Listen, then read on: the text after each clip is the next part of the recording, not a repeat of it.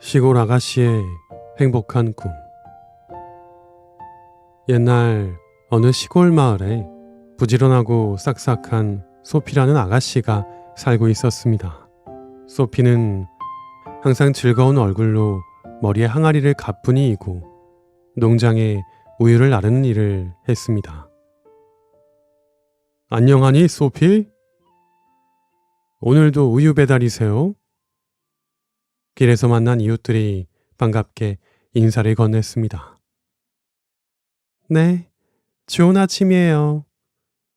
소피는 환하게 웃으며 대답했습니다. 마을 사람들은 소피를 너무너무 좋아했습니다. 성실하고 밝은 성격 때문이었습니다. 저 아가씨 정말 부지런하지? 그렇지. 저렇게 매일 우유를 나르는데 한 번도 얼굴 찌푸리는 걸 본 적이 없어. 착하고 예쁘기까지 하니까 곧 좋은 데로 시집 가겠는걸. 아이 참, 내가 저 10년만 젊었어도. 뭐 10년만 젊었으면 뭐? 저 아가씨가 너를 거들떠나 볼 것 같아? 왜? 내가 10년 전엔 그래도 이렇지 않았다고. 응, 그나마 지금 좀 더 나아졌지. 뭔 소리야? 헤, 아니 나야말로 결혼만 안 했어도 내가 가서 저 우유도 좀 들어주고 할 텐데. 왜 이 사람 큰일 날 소리. 이렇듯 동네 총각들은 물론이고 장가간 아저씨들까지도 소피를 칭찬하고 또 좋아라 했습니다. 그러던 어느 화창한 봄날 아침이었습니다. 소피는 오늘도 우유 항아리를 머리에 이고 농장으로 향했습니다. 오늘 날씨 참 좋다. 이렇게 좋은 날에는 기분도 좋아져. 소피는 콧노래를 흥얼거리며 열심히 걸었습니다. 그런데 걸어가는 도중에 소피의 머릿속에 문득 이런 생각이 떠올랐습니다. 이번에 우유를 팔게 되면 돈이 얼마나 생길까? 소피는 계산을 시작했습니다. 저번에 우유를 팔았을 때 이 정도 가격이었으니까 이번에도 비슷하겠지? 우유값이 좀 올랐다고 그랬는데. 소피는 점점 달콤한 공상에 빠져들었습니다. 그래, 이번에 우유를 팔게 되면 그 돈으로 최소한 80개의 달걀을 살 수 있을 거야. 소피의 눈이 반짝거렸습니다. 달걀 80개면, 그중 몇 개는 부화하다가 망칠 수도 있겠지. 하지만 나머지가 모두 무사히 부화하게 되면 아마 5, 60마리쯤의 병아리가 생길 거야. 소피는 머릿속에 온통 병아리들이 삐약삐약 우는 모습으로 가득 찼습니다. 어머, 병아리들 너무 귀엽겠다. 노란 솜털이 복실복실한 병아리들이 무려 50마리나. 소피는 절로 미소가 지어졌습니다. 그리고 이 병아리들이 제일 크게 자랄 때쯤이면 연말쯤이 되겠지? 소피의 공상은 끊임없이 이어졌습니다. 연말이면 닭고기 값이 제일로 오를 때잖아. 그때 장에 내다 팔면. 소피는 장에서 닭을 파는 모습을 상상했습니다. 소피, 이 닭 얼마예요? 어머, 이 닭은 제가 병아리 때부터 정성껏 키운 닭입니다. 살이 통통하게 올라서 아주 맛있을 거예요. 허허, 그럼 5마리 주시오. 고맙습니다.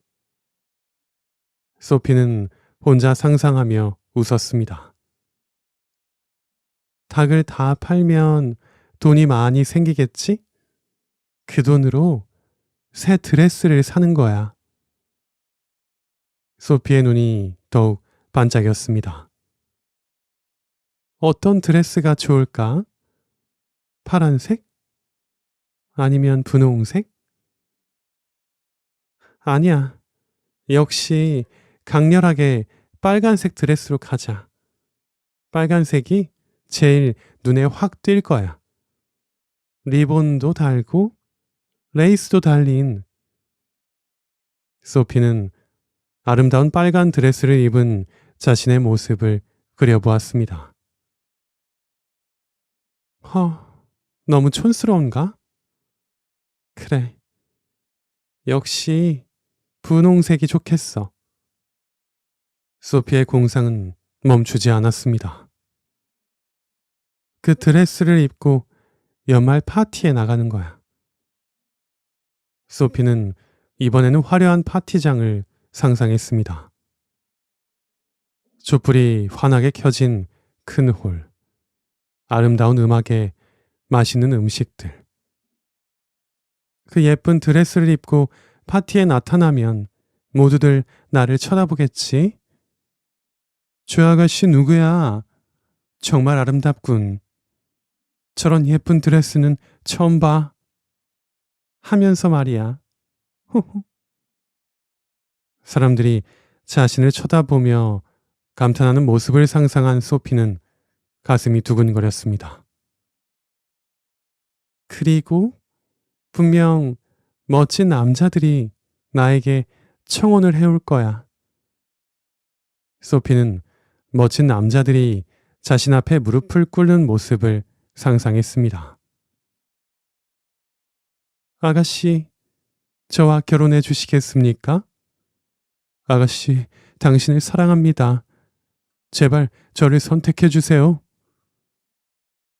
여러 남자들이 자신에게 청혼하는 모습을 떠올린 소피는 우쭐해졌습니다. 그럼 나는 이렇게 대답하는 거지. 소피는 상상 속에서 도도한 표정으로 머리를 좌우로 흔들었습니다. 안 돼요. 당신은 나와 안 맞아요. 당신도 싫어요. 당신도 마음에 안 들어요. 당신은 애 딸린 유부남이잖아요.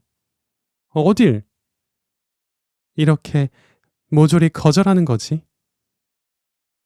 소피는 실제로 머리를 흔들면서 말했습니다. 안 돼요. 왜 이래요? 이러지 마세요. 여자의 마음은 갈대랍니다. 그런데 그 순간이었습니다. 쾅. 소피가 머리를 좌우로 연신 흔들어대는 바람에 머리 위에 놓여있던 우유 항아리가 균형을 잃고 바닥에 쾅 떨어졌습니다. 어머! 소피가 비명을 질렀지만 이미 늦었습니다. 우유 항아리는 바닥에 떨어져 산산조각이 나고 말았습니다. 흰 우유가 길 위로 잔뜩 쏟아져 나와 흘러내렸습니다. 안 돼! 내 드레스가! 소피는 멍하니 바닥에 널브러진 깨진 항아리 조각들과 쏟아진 우유를 바라보았습니다. 내 우유, 내 닭, 내 드레스, 내 멋진 결혼. 소피의 눈에서 눈물이 흘러내렸습니다. 그렇게 우유는 땅속으로 다 스며들어가 버리고 그와 함께 소피의 멋진 계획들도 사라지고 말았습니다. 달걀 80개도, 병아리 50마리도, 통통하게 살찐 닭들도, 새 드레스도, 화려한 파티도, 줄줄이 청혼하는 남자들도 모두 허공으로 사라졌습니다. 내가 미쳤지. 내가 무슨 짓을 한 거야?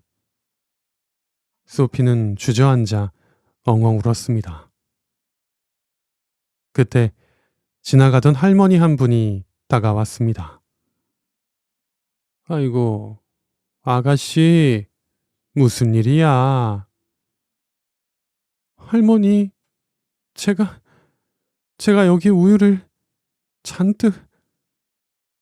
소피가 울먹이며 있었던 일을 할머니에게 말해 주었습니다.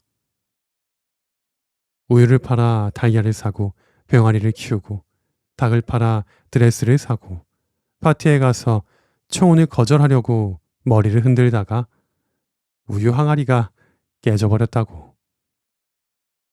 그 말을 들은 할머니는 한숨을 푹 쉬며 말했습니다. 아이고, 아가씨, 옛말에 이런 말이 있답니다.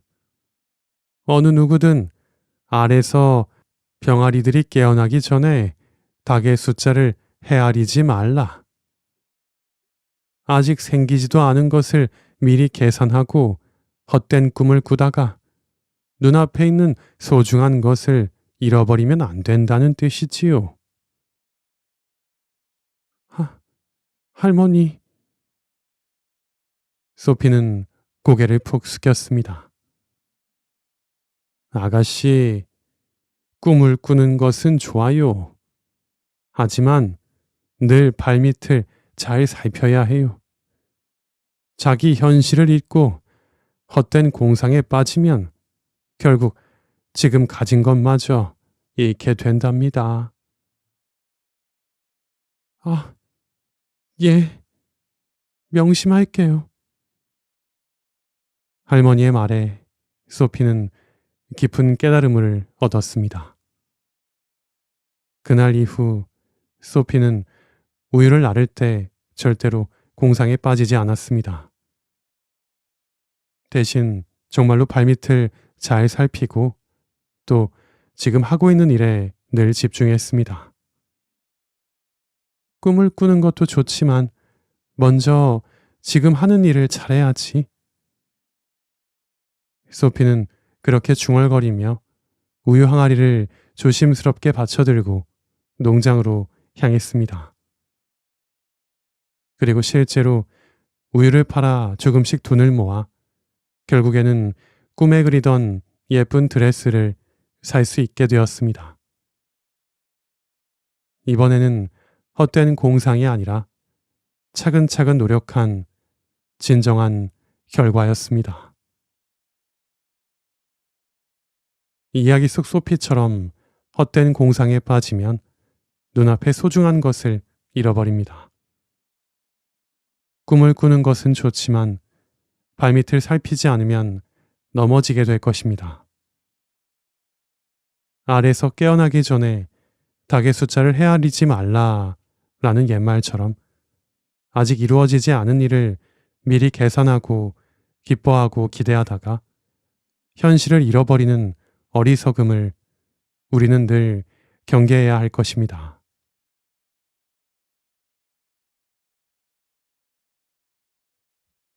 천국 가기 싫은 남자. 옛날 미국 남부의 어느 농장에 존이라는 사내가 살고 있었습니다. 존은 매일같이 뜨거운 햇볕 아래서 목화를 따고 밭을 갈고 무거운 짐을 나르며 고된 일을 했습니다. 당시 미국의 남북전쟁이 끝난 상황이었지만 존과 같은 흑인들의 삶은 여전히 힘들었습니다. 아유, 허리야. 해가 질 무렵 존은 굽었던 허리를 펴며 신음소리를 냈습니다. 존, 쉬지 말고 일해! 농장 주인이 소리쳤습니다. 예, 주인님. 존은 다시 허리를 굽혀 일을 계속했습니다. 밤이 되어 오두막으로 돌아온 존은 지쳐서 쓰러질 것 같았습니다. 여보, 저녁 먹어요. 아내 리자가 소박한 저녁상을 내왔습니다. 응. 존은 기운 없이 밥을 먹었습니다. 저녁을 먹고 잠자리에 들 때마다 저는 하느님께 기도를 올렸습니다. 오, 하느님, 오늘도 당신께 비옵나이다. 이렇게 무릎 꿇고 비옵나이다. 제발 저를 데려가 주십시오. 이 종놈은 지쳤습니다. 전쟁도 싫고 일도 싫고 모든 게 싫사옵니다. 그러니 어서 저에게 은혜를 베풀어 주십시오. 당신의 나라로 저를 데려가 주시옵소서. 지친 이 몸을 거두어 주시옵소서. 존의 목소리는 간절했습니다. 그러니 리자가 옆에서 한숨을 쉬며 말했습니다. 여보, 또 그런 기도를 하는 거예요?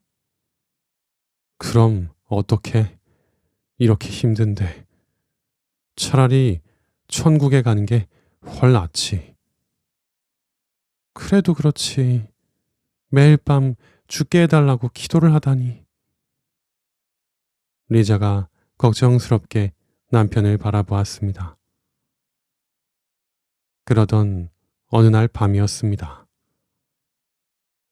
존은 여느 날처럼 오두막에서 무릎을 꿇고 기도를 드리고 있었습니다. 오, 하느님, 제발 저를 천국으로 데려가 주시옵소서. 더 이상 이 고된 삶을 견딜 수가 없사옵니다. 그런데 마침 그 옆을 지나가던 농장 주인이 그 소리를 듣게 되었습니다. 존 저 녀석이 또 이상한 기도를 하는구만. 최근 들어서 일도 게을리하는 것 같은데 이 혼을 좀 내줘야겠어. 농장 주인은 재미있는 생각이 떠올랐습니다. 천국에 가고 싶다고? 좋아. 그럼 내가 하느님이 되어주지. 농장 주인은 재빨리 집으로 달려가서 하얀 침대 시트를 가져왔습니다. 그리고 온몸에 시트를 뒤집어 쓰고 존의 오두막 문을 두드렸습니다. 똑똑똑. 누구시오? 존이 기도를 중단하고 물었습니다. 농장 주인은 목소리를 가다듬어 아주 근엄하게 말했습니다. 이리 오너라, 존아. 나 하느님이다. 예? 하느님이요? 존의 목소리가 떨렸습니다. 그렇다. 내 너를 천국으로 데려가려고 왔으니 어서 나오도록 하거라. 깜짝 놀란 존은 어쩔 줄을 모르고 우왕좌왕했습니다. 어떡하지? 어떻게? 존은 황급히 침대 밑으로 기어들어가며 부엌에 있는 아내를 향해 말했습니다. 리자! 왜 그래요? 나가서 존은 없다 그래. 없다고. 일이 많아서 아직 돌아오지 않았다고 해. 네? 무슨 소리예요? 리자가 무슨 영문인지 몰라서 어리둥절한 표정을 지었습니다. 밖에서 다시 하느님의 목소리가 들렸습니다. 어서 오라고 하지 않느냐. 존, 시간이 없다. 어서 나와서 나와 함께 천국으로 가자. 거기로 가면 일도 할 필요가 없으니 얼마나 좋겠느냐. 그러니 어서 나오너라, 존. 나와 함께 가자. 우리 집으로 가자. 그제야 무슨 일인가 알아차린 리자가 문 쪽으로 다가서며 말했습니다. 하느님, 존은 아직 돌아오지 않았으니 나중에 다시 데리러 오세요. 어허, 아직 돌아오지 않았다고. 내 밤마다 하도 열심히 기도를 해서 내가 이리 급하게 찾아왔는데. 어허, 이런 낭패가 있나? 가만 보자. 그래, 리자, 너라도 나와 함께 가도록 하자. 내 이리 친히 발걸음을 했는데 빈손으로 돌아갈 순 없지. 리자, 어서 나오너라. 예? 리자도 깜짝 놀라 침대 밑을 보며 속삭였습니다. 아, 참. 여보, 당신이 가요. 밤마다 천국에 데려가 달라고 기도를 해놓고선 왜 거기 숨어 있는 거예요? 난 가고 싶지 않으니까 어서 당신이 나가서 천국으로 가란 말이에요. 당신이 그러고 있으니까 나보고 가자고 하잖아요. 그러니 침대 밑에서 존이 작은 목소리로 대답했습니다. 당신이 날더러 가도 된다고 했잖아. 응? 그러니까 당신이 일단 가. 응? 아니 천국으로 데려간다고 하잖아. 내가 양보할 테니 당신이 먼저 가라고. 응? 뭔 소리예요? 난 가고 싶지 않아요. 기도한 건 당신인데 왜 내가 가요?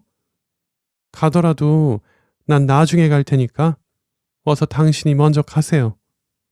안 그러면 당신이 여기 있다고 말하겠어요. 안 돼. 제발. 오, 하느님. 오, 존. 나를 불렀나? 거기 있구만. 어서 같이 가자고. 안 가. 안 돼. 이봐, 리자.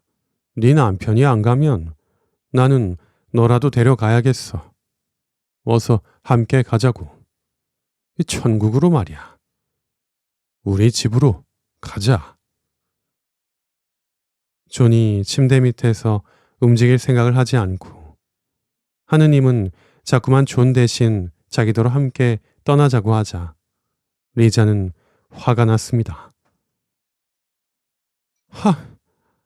하느님, 존은 침대 밑에 숨어 있어요. 뭐라고? 리자, 뭐 하는 거야? 그러자 밖에서 하느님의 목소리가 들렸습니다. 그래, 놀랐던 모양이구나. 존, 괜찮다. 지금껏 거짓말한 것은 다 용서해 줄 테니까 어서 나오기나 하거라. 천국으로 가자. 참 이거. 그제야 존은 침대 밑에서 슬며시 기어 나왔습니다. 그리고 아내 리자를 한번 째려보더니 문을 조금 열고 밖을 내다보았습니다. 문 앞에는 하얀 형체가 서 있었습니다. 으아, 귀신이다. 뭐라? 귀신이라니. 나야, 하느님. 예. 안녕하세요. 존이 몸을 잔뜩 움츠리며 말했습니다. 하느님, 잠깐만 기다려 주십시오. 어떻게 이런 꼴로 천국에 들 수 있겠습니까? 제 옷을 갈아입을 테니까 잠깐만 시간을 주십시오. 오, 그래. 천국에 애티튜드가 있지. 어서 갈아입도록 하여라, 존. 멋지게. 예, 멋지게. 존은 문을 닫고 천천히 옷을 갈아입기 시작했습니다.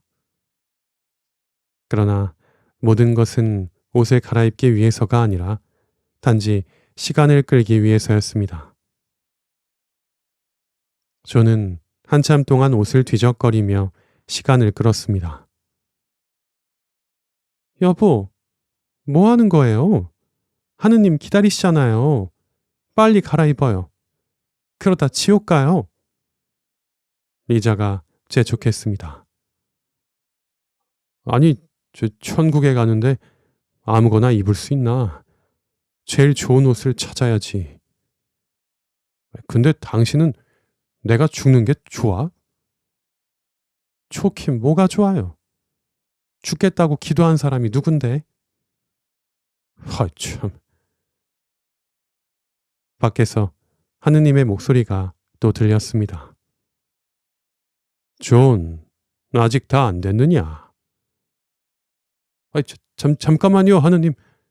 거의 다 됐사옵니다. 한참이 지나서야 존은 겨우 옷을 다 갈아입었습니다. 문을 조금 열고서 하느님에게 이렇게 말했습니다. 하느님, 제가 옷을 다 갈아입었사옵니다. 하지만 눈이 부셔서 하느님 곁으로 다가갈 수가 없으니까 저 옆으로 조금만 비켜주시면 고맙겠사옵니다. 오, 그래. 그거야 어려울 게 없지. 하느님으로 변장한 농장 주인이 그렇게 말을 하며 옆으로 몇 걸음 물러났습니다. 그리고 바로 그 순간, 이때다! 저는 문을 벌컥 열고 재빨리 집을 빠져나가 멀리 호밀밭 쪽으로 달려갔습니다. 어허, 이런, 존내 이놈, 거기 서지 못할까? 하느님으로 변장한 농장 주인이 냉큼 뒤따라 달렸습니다. 저는 정말 죽을 힘을 다해 달렸습니다. 숨이 턱끝까지 차올랐지만 멈출 수는 없었습니다. 뒤에서는 하얀 시트를 뒤집어 쓴 농장 주인이 따라오고 있었습니다. 존, 멈춰라. 싫어요. 나 천국은 나중에 가야겠어요. 존은 목화밭을 지나 초원을 향해 계속 달렸습니다. 농장 주인도 시트를 휘날리며 계속 뒤따라갔습니다. 한편 그 시각, 농장의 오두막에 선 그 소란에 잠이 깬 아이가 엄마에게 물었습니다. 엄마, 아빠는 어디 갔어요? 응? 하느님이 데리러 오셨단다. 예? 그럼 하느님이 아빠를 붙잡아서 천국으로 데리고 간 거예요? 아빠가 맨날 기도한 것처럼? 아이가 걱정스럽게 물었습니다. 그러자 리자가 웃으며 말했습니다. 어림없는 소리. 네 아빠가 얼마나 잘 달리는데. 네 아빠가 한번 뛰기 시작하면 그 누구도 붙잡을 수가 없단다. 하느님도 못 따라잡으실걸? 정말요? 그럼 걱정 말거라. 네 아빠는 그 누구보다 빨리 달리는 법을 잘 안단다. 리자는 웃으면서 아이를 안심시키고 다시 재웠습니다. 존은 밤새도록 달렸고 농장 주인도 열심히 따라갔습니다.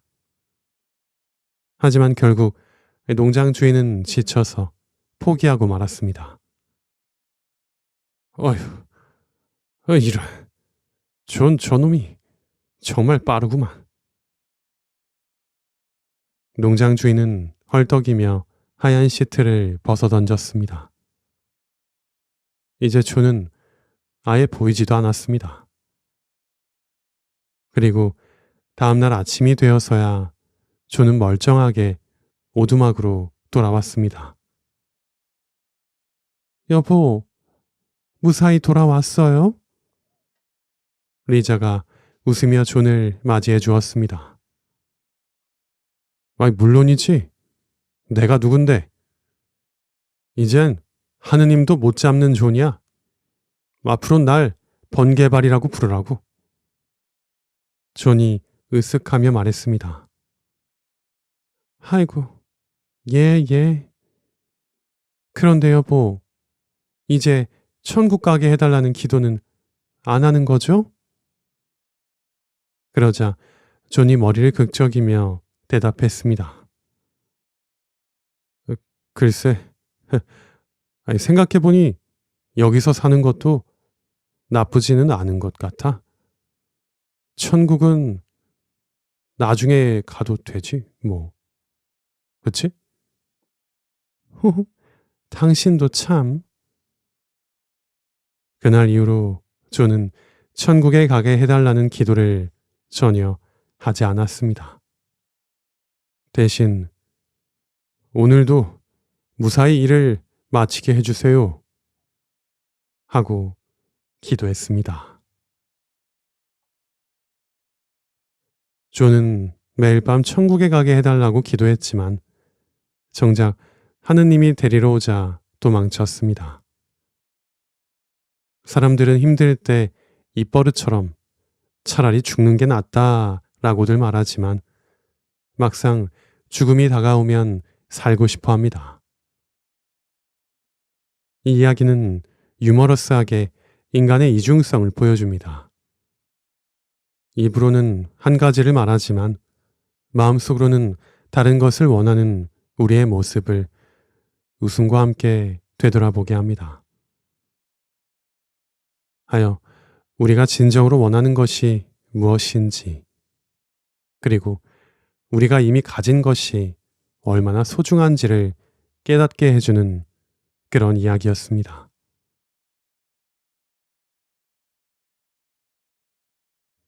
엇갈린 보고. 옛날 16세기의 일본은 전국시대의 혼란기였습니다. 무르마치 막부의 권위가 실추되자 각지의 호족들이 권력을 차지하기 위해 싸웠습니다. 곳곳에서 전쟁이 벌어졌고 백성들은 고통에 신음했습니다. 이 혼란의 시대에 승리자로 떠오른 인물이 있었습니다. 바로 오다 노부나가였습니다. 오다 노부나가는 포르투갈을 통해 수입한 총을 무기로 세력을 빠르게 확장했습니다. 그는 일본의 통일을 눈앞에 두었으나 1582년에 부하의 배신으로 암살당함으로써 그 꿈을 이루지 못했습니다. 그의 뒤를 이어 권력을 장악한 인물이 바로 도요토미 히데요시, 즉 풍신 수길이었습니다. 풍신 수길은 오사카를 거점으로 하여 1587년에 구주 정벌을 완료하고 마침내 일본의 전국 시대를 통일했습니다.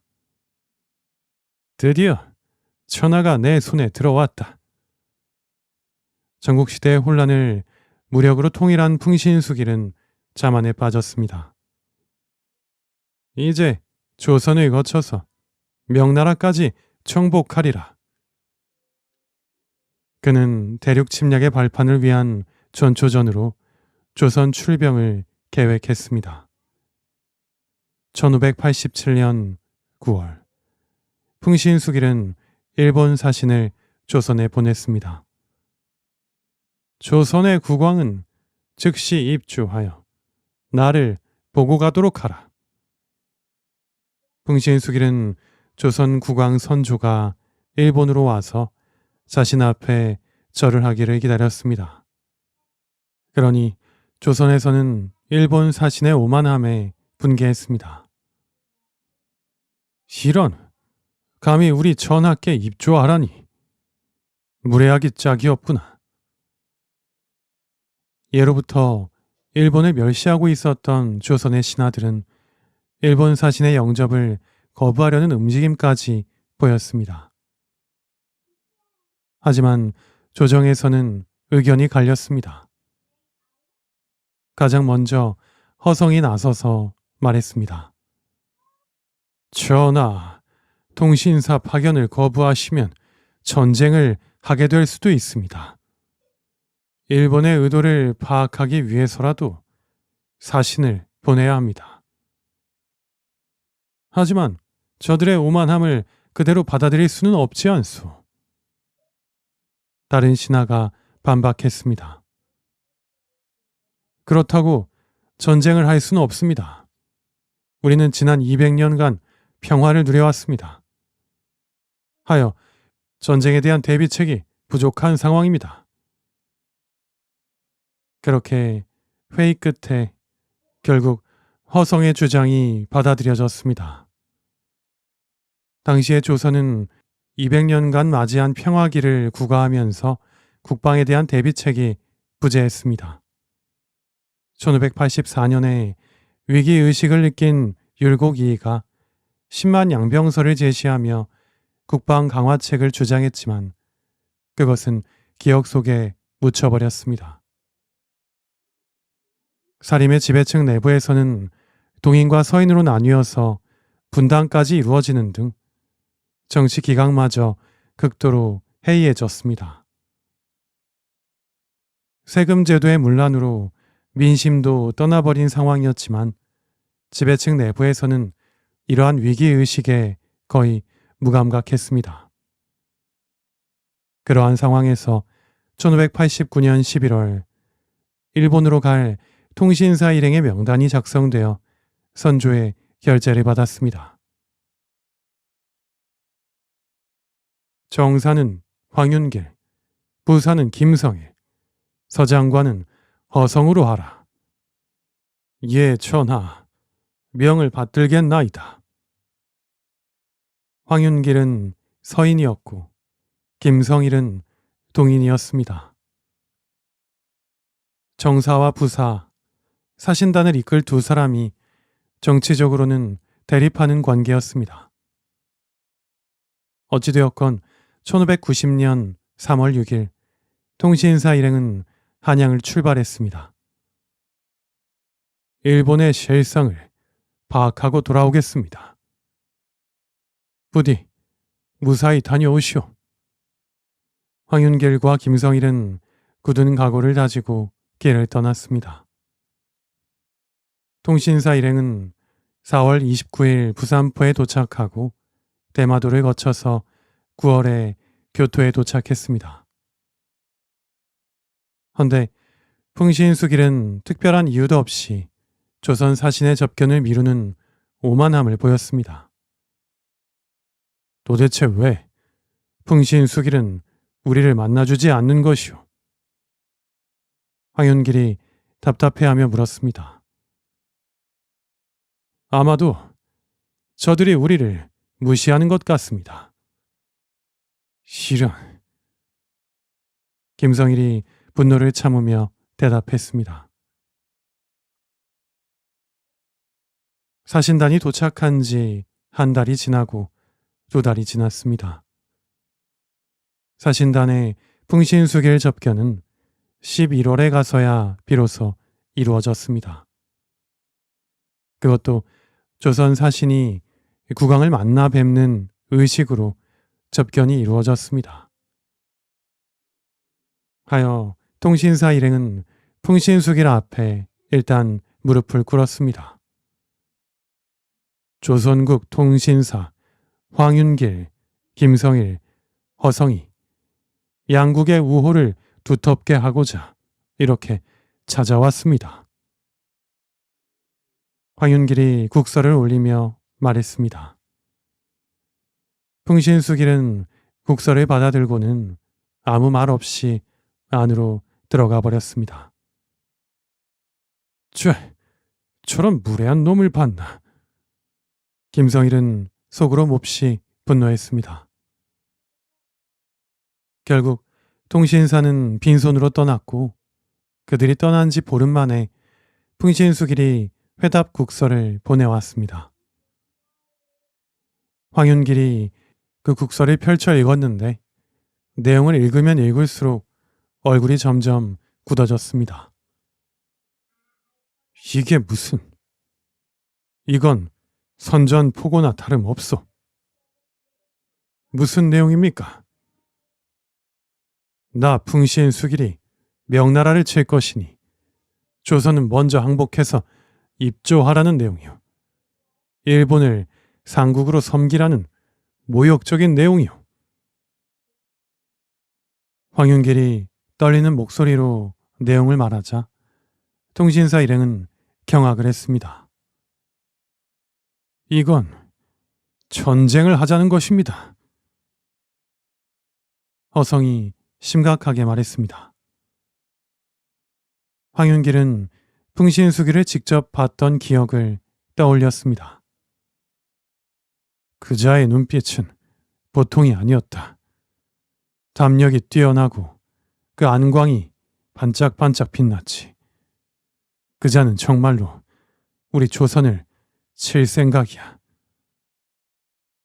하지만 김성일의 생각은 달랐습니다. 풍신수길의 눈은 마치 쥐새끼의 눈과 같았어. 그리 두려워할 존재는 아니다. 스승님, 퇴계 이황 선생님께서도 일본과의 교린 정책을 적극 추진하셨지. 저들을 자극해서는 절대로 안 된다.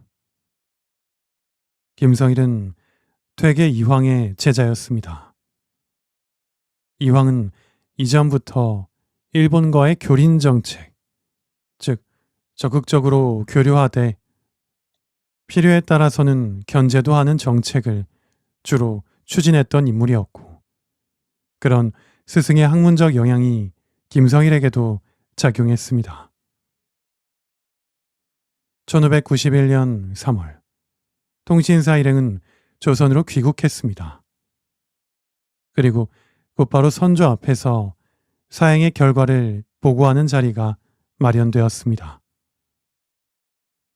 그래, 경들은 고생이 많았네. 일본의 실상이 어떠하던가?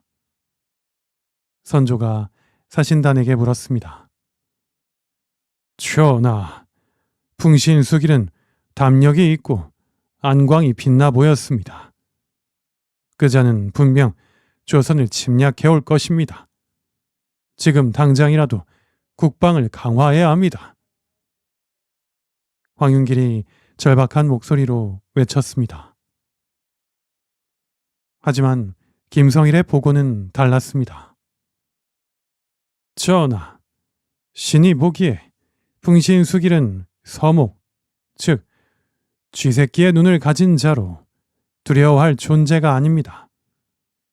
저들의 협박에 넘어가서 나라를 혼란에 빠뜨려서는 안 됩니다.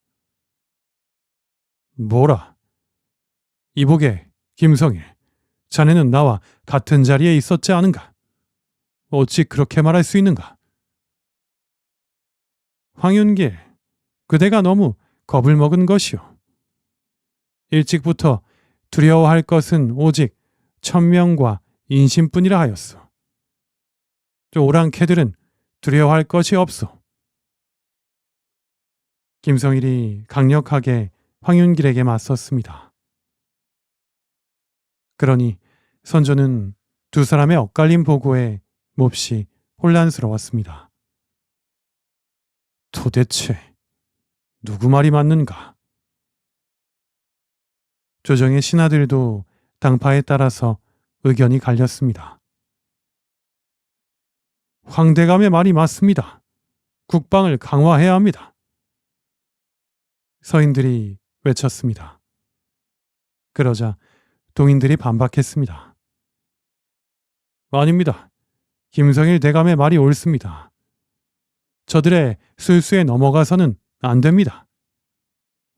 그렇게 서로 다른 의견 속에서 결국 속절없이 시간만 흘러갔습니다. 그리고 결국 1592년 4월 13일 일본의 수많은 군대가 부산포에 상륙했습니다. 임진왜란이었습니다. 일본군이 쳐들어왔다. 전쟁이다. 전쟁이야. 조선은 순식간에 전쟁의 소용돌이에 휘말렸습니다. 제대로 된 대비조차 하지 못한 채로 말이죠. 하여 전쟁은 없을 것이라 보고했던 김성일은 두고두고 비판을 받았습니다. 김성일 그자가 잘못 보고해서 이 지경이 되었어. 사람들의 비난이 쏟아졌습니다. 그리고 실제로 김성일은 그 책임으로 파직되기도 하였습니다. 김성일은 깊이 후회했습니다. 내가 잘못 생각했구나. 이 모든 것이 내 잘못이다. 하지만 마냥 후회만 하고 있을 수는 없었습니다. 큰 위기에 빠진 조선에는 능력 있는 인재가 턱없이 부족했습니다. 그리하여 선조는 김성일을 복직시키고 경상도 초유사에 발탁했습니다. 경은 비록 보고를 잘못했으나 짐은 경의 능력을 믿는다. 가서 경상도의 백성들을 모아 왜적을 막으라. 예, 전하, 명을 받들겠나이다. 김성일은 자신의 잘못으로 일어난 일에 책임을 지고자 눈물을 흘리며 절을 하고 전장으로 향했습니다. 그리고 1592년 6월 28일 김성일은 선조에게 비장한 치계를 올렸습니다. 신은 죄가 10,000번 죽어도 마땅한데 특별히 천지 같은 재생의 은혜를 입어 형벌을 당하지 않았을 뿐만 아니라 또 초유의 막중한 책임을 맡겨주시니 신은 이 명을 받고 감격하여 하늘을 우러러 눈물을 흘리면서 이 땅에서 왜적들과 함께 살지 않기로 맹세하였습니다. 지난달 29일에 직산에서 남쪽으로 달려가 이달 5일에 공주에 도착하였는데 어가가 서쪽으로 행행하였다는 소식을 전해 듣고 북쪽을 바라보고 통곡하며 비록 도보로라도 그 호종의 대열에 끼어 말굴레 밑에서 죽고자 하였으나 갈 수 있는 방법이 없었습니다. 신은 의리로 보아 차마 물러나 앉아있을 수 없어 빈 주먹으로라도 김수를 따라 싸움터에서 죽고자 하였습니다. 그러나 초유의 명을 받았으니 마음대로 임무를 저버릴 수 없어 백성들을 혈성으로 계유하고 충의로서 격려하면 작은 힘이나마 얻어 나라를 위하는 신의 마음을 바칠 수 있겠기에 잠시 죽음을 참고서 구차스럽게 모진 목숨을 보존하고 있습니다. 이어서 김성일은 많은 의병장들의 활약상을 보고했습니다. 진주에 사는 유생 300여 명이 또 서로 통문을 돌려 의병을 일으켜 왜적을 방어하기로 계획하였습니다. 비록 그 결과가 어떻게 될지 모르겠지만 국가가 믿는 것은 인심이니 인심이 이와 같기를 하찮은 소신은 밤낮으로 하늘에 축원하였습니다. 장계를 올린 김성일은 전장을 직접 누비며 열심히 의병들을 모았습니다. 그리고 정인홍, 김면, 곽재우 등 의병장들을 적극 후원해 주었습니다. 김성일은 특히 조정의 진주 방어의 중요성을 역설했습니다. 신이 보건대 진주는 남쪽 지방의 거진으로 영남과 호남의 요충지에 위치하였으니 이곳을 지키지 못한다면 이 일대에 보존된 여러 고을이 붕괴되고 와해되어 아침 저녁을 보존할 수 없을 뿐만 아니라 적이 반드시 호남 땅을 침범할 것입니다. 호남은 지금 근황으로 인하여 군사들이 모두 떠난 뒤라 도내가 텅 비었으니 만약 또 적의 침입을 받는다면 더욱 한심하게 될 것입니다. 허니 진주는 오늘날 꼭 지켜야 할 곳입니다. 그런데 진주의 정병이 이미 간병사에게로 갔다가 모두 무너져서 산속으로 들어갔고 그 나머지로 성을 지키는 군사는 겨우 1000여 명입니다. 개 중에 활을 잘 쏘는 자도 겨우 60에서 70명뿐입니다. 신은 진주에 머물면서 동료 조치하여 이 고을을 견고하게 지키도록 하여 호남과 이 조선의 땅을 방어하는 계책으로 삼으려고 합니다. 이렇게 생각한 김성일은 진주성에 전력을 모으기 위해서 동분서주했습니다. 그리고 진주성주 김시민을 독려했습니다. 또 이 곽재우의 의병도 진주로 합류하게끔 하였습니다. 그리고 얼마 후 정말로 왜군은 대규모로 진주성을 공격해왔습니다. 하지만 이를 예측한 김성일과 진주성주 김시민 등이 미리 철저한 방어 준비를 해놓은 덕분에 조선군은 진주성 전투에서 대승을 거두었습니다. 이 진주성 전투의 승리는 초반 외적과의 전투에서 전세를 역전시키는데 큰 기여를 했습니다. 진주성에서의 큰 승리 이후에도 김성일은 전장을 누비며 외적 격퇴에 온 힘을 쏟았습니다. 김성일 대감께서 또 의병을 모으러 가셨다더구만. 참 대단하신 분이야. 자기 잘못을 인정하고 지금 목숨을 바쳐서 나라를 구하려고 노력하고 계시지 않은가. 사람들은 김성일의 헌신에 감동했습니다. 그리고 각지에서 모인 의병들과 관군들은 김성일의 헌신과 그의 리더십 아래 하나로 뭉칠 수가 있었습니다. 하지만 김성일의 몸은 지쳐갔습니다.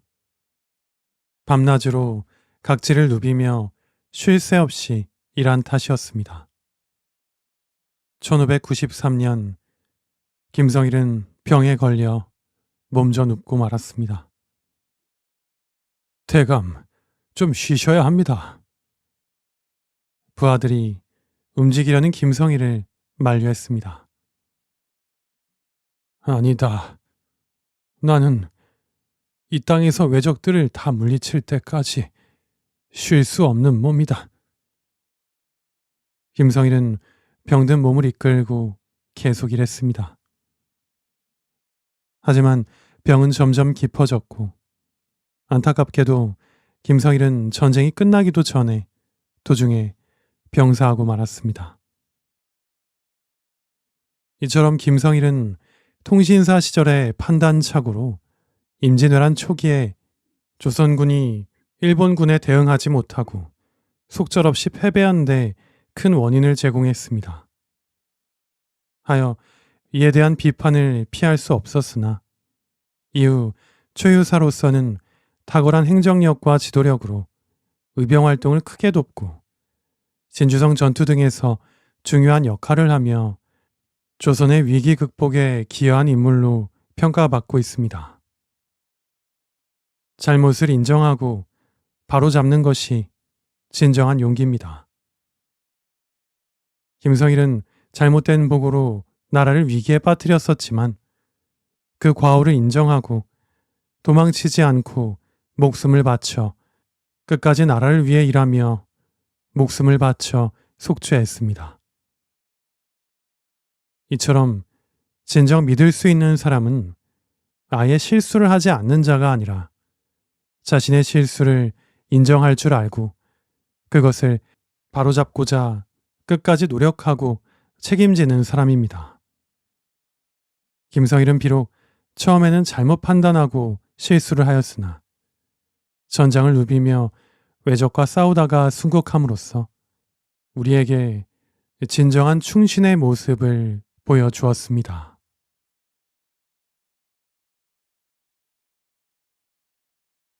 발분 도강 필발 결렐분 도모알도 굿셀강 발분 도강은 스스로 강해지기 위하여 분발한다는 뜻으로 자신의 모자람을 알고 그 모자람을 채우기 위해 노력하는 모습을 나타내는 고사성어입니다. 이 발분 도강 고사성어는 논어의 수리편에 나옵니다. 공자는 자신이 발분하여 끼니마저 잊고 힘쓰며 이를 즐거워하여 근심을 잊고 장차 늙음이 닥쳐오리라는 것도 모르는 사람으로 평가되기를 바랐습니다. 그리고 송사의 소순전에 의하면 소동파와 소철의 아버지인 소수는 비교적 늦게 학문에 정진하여 27살이 되어서야 비로소 발분하여 공부에 힘쓰기 시작하였다라고 합니다. 이처럼 발분이라는 말은 옛날에는 학문에 정진하는 말로 사용되었으나 청나라 말기에 변법 자강운동을 주도한康유에이가 광서제에게 올리는 상소에서 구미 열강의 침략에 맞서기 위해서는 적극적으로 정치를 개혁하여 발분 도강해야 한다고 주장하였습니다. 이때부터는 개인의 영역을 넘어서서 나라를 강성하게 만들기 위해 모두가 힘쓰자는 말로도 사용하게 되었습니다. 우리 모두 우리의 삶을 더 나아지게 하기 위해 발분 도강해야겠습니다.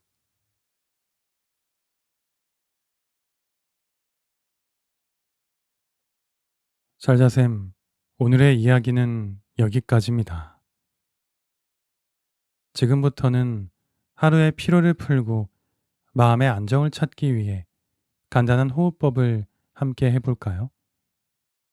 먼저 편안하게 앉거나 누워주세요. 천천히 눈을 감고 깊게 숨을 들이마십니다.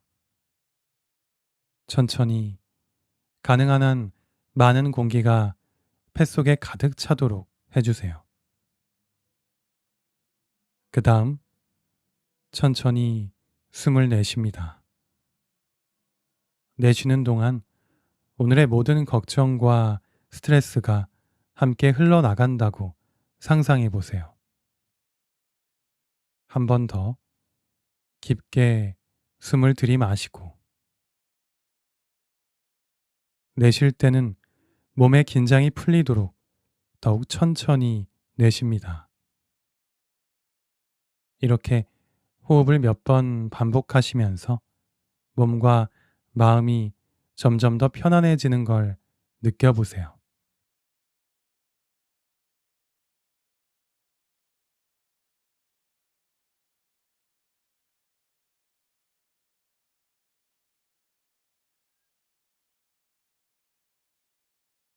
이제 하루를 마무리할 시간입니다. 오늘의 모든 것을 내려놓고 편안한 마음으로 내일을 맞이할 준비를 하세요. 좋은 꿈 꾸시고 내일 더 상쾌한 마음으로 다시 새로운 하루를 시작하시기 바랍니다. 오늘도 저의 이야기를 들어주셔서 감사합니다. 꿀잠님들 모두 잘 자셈.